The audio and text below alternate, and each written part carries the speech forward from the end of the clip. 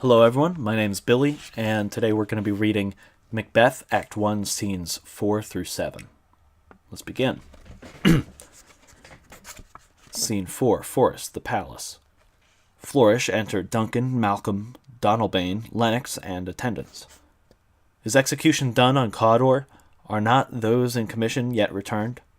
My liege, they are, but they are not yet come back.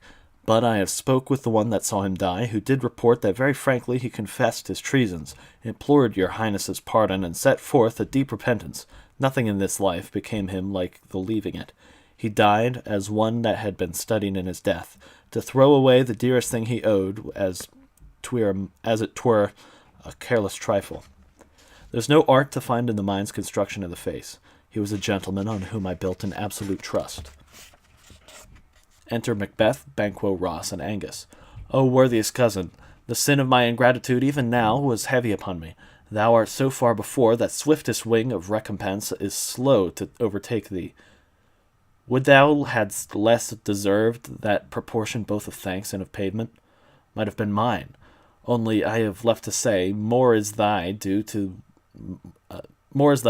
than more than all I can pay. The service and the loyalty I owe in doing it pays itself. Your Highness's part is to receive our duties, and your duties are to your throne and state children and servants, which do what they should, and by doing everything safe toward your love and honor. Welcome hither. I have begun to plant thee, and I will labor to make 3 full of growing. Noble Banquo, that hast less deserved, nor must be known, no less to have done so. Let me enfold thee and hold thee to my heart. If there I grow, the harvest is your own. My plenteous joys, wanton in fullness, seek to hide themselves in drops of sorrow. Sons, kingsmen, thanes, and you whose places are the nearest, know we will establish our estate upon our eldest, Malcolm, who we name hereafter the Prince of Cumberland, which honor must not be accompanied invest him only, but signs of nobleness like stars shall mine on all deservers, from hence to Inverness, and bind us further to you. The rest is labor which is not used for you. I will be myself the harbinger, and make joyful the hearing of my wife with your approach. So humbly I take my leave. My worthy Cawdor, the Prince of Cumberland, that is a step on which I must fall down, or else o'erleap. For in my way it lies. Stars, hide your fires. Let not light see a black and deep desires. The eye wink at the hand, yet let that be which the eye fears, when it is done to see. True, worthy Banquo, he is so full and so valiant, and in his commendations I am fed. It is a banquet to me. Let's after him, whose care is gone before to bid us welcome. It is a peerless kinsman. Exeunt. Scene 5. Inverness, Macbeth's castle. Enter Lady Macbeth reading a letter. They met me on a day of success, and I have learned my perfectest report. They have more in them than mortal knowledge. When I burned in desire to question them further, they made themselves air, into which they vanished. Whiles I stood wrapped in the wonder of it, came massives from the king, who all hailed me Thane of Cawdor, by which title before these weird sisters saluted me, and referred to me the coming of the time, with Hail, King that shalt be. This have I thought good to deliver thee, my dearest partner of greatness, that thou mightest not lose the dues of rejoicing, but being ignorant of what greatness is promised thee, lay it to thy heart, and farewell. Glamorous thou art in Cawdor, and shalt be what thou art promised, yet do I fear thy nature. It is too full of the milk of human kindness to catch the nearest way. Thou wouldst be great, art not without ambition, but without the illness should attend it. What thou wouldst highly, that wouldst thou holily, wouldst not play false, and yet wouldst wrongly win. Thou wouldst have great Glamis, that which cries, thus thou must do, if thou have it, and that which would rather dost fear to do, than wishest what should be undone.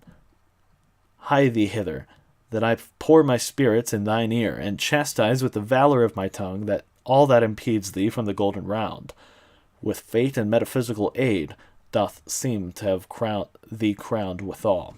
Enter a messenger. What is your tidings? The king comes here tonight. Thou art mad to say it. Is not thy master with him, who, worst so, would have informed for preparation?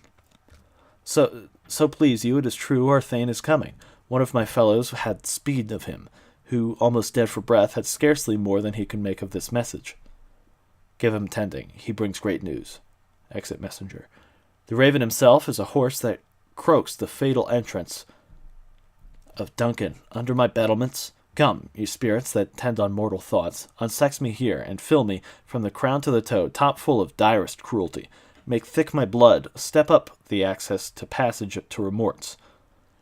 And no compunctious visitings of nature shake my fell purpose, nor keep peace between the effect of it. Come to my woman's breasts, and take my milk for gall, you murdering ministers, wherever in your sightless substances you wait on nature's mischief. Come, thick night, and pall thee on dunnest smoke of hell, that my keen knife see not the wound it makes, nor heaven peep the blanket of the dark, to cry, Hold, hold. Enter Macbeth. Great Glamis, worthy Cawdor, greater than both, by the all-hail hereafter. Thy letters have transported me beyond this ignorant peasant, and I feel now the future in the instant. My dearest love, Duncan comes here tonight, and when goes hence? Tomorrow, as he purposes. Oh, never shall the sun that morrow see. Your face, my thane, is a book where men may read strange matters, to beguile the time.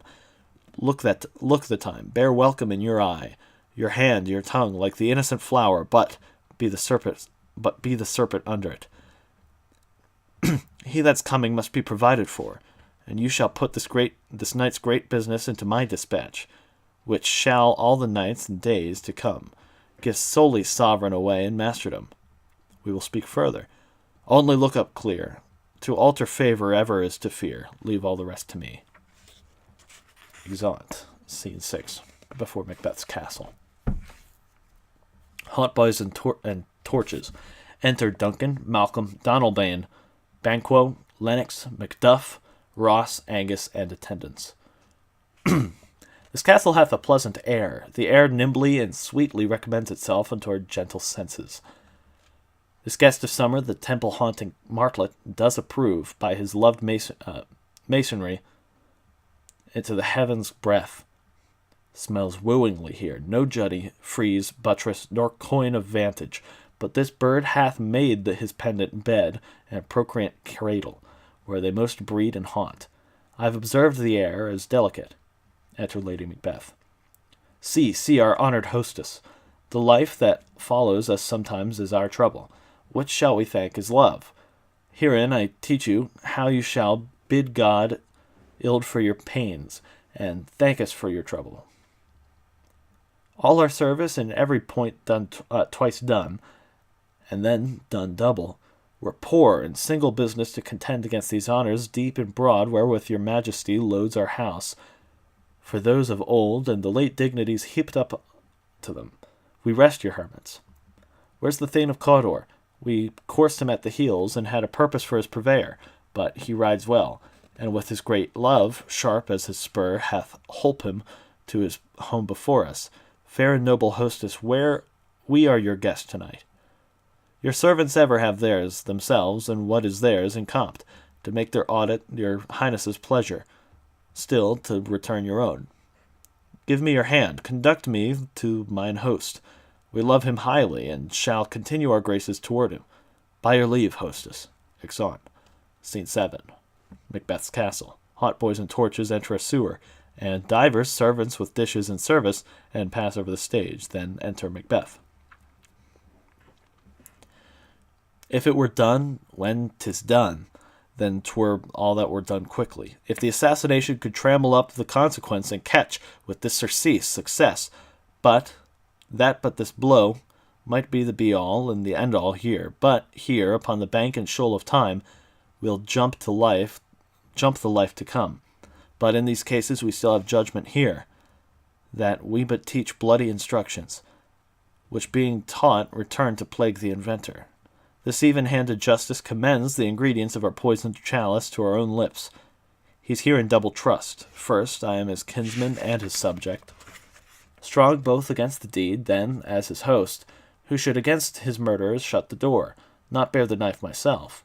Besides, this Duncan hath borne his faculties so meek, hath been so clear in his great office, that his virtues will plead like angels trumpet-tongued against the deep damnation of his taking off, and pity, like a naked newborn babe, striding the blast, or heaven's cherubim horsed upon the sightless couriers of the air, shall blow the horrid deed in every eye, that tears shall drown the wind. I have no spur to pick the sides of my intent, but only vaulting ambitions, which o'erleaps itself and falls on the other. Enter Lady Macbeth. How now? What news? He has almost supped. Why have you left the chamber? Hath he asked for me? Know you not he has? We will proceed no further in this business. He hath honoured me of late, and I have bought golden opinions from all sorts of people, which would be worn now in their newest gloss, not cast aside so soon. Was the hope drunk wherein you dressed yourself? Hath it slept since? And wake it now, you look so green and pale, and at what it did so freely. From this time, such I account thy love, art thou afeard to the time in thine own act and valour, as thou art in desire? Wouldst thou have that which thou esteemed the ornament of life, and live a coward in thine own esteem?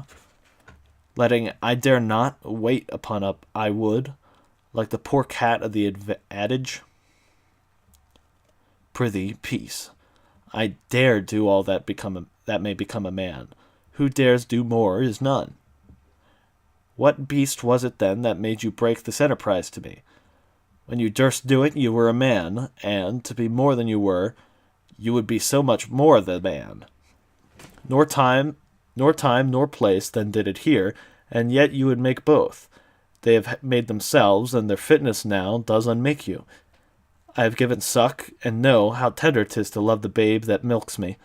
I would, while it was smiling on my face, have plucked my nipple from his boneless gums and gashed the brains out, had I so sworn as you to have done this. If we should fail, we fail, but screw your courage to the sticking place, and will not fail.